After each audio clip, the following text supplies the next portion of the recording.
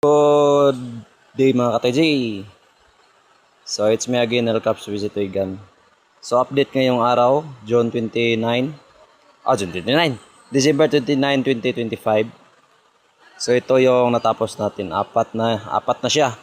So may isa tayong natapos. Ito yung natapos na yun ngayong araw. So working na siya, pumutok na at naka-expire na din. Okay na siya. So 4 out of 5. So isa na lang yung kulang para ma-release natin ito lahat. So isa lang natin pag-release para isa lang din ang bayad.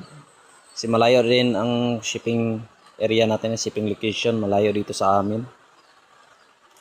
So ito loaded accessories, may laser yan at saka bipod.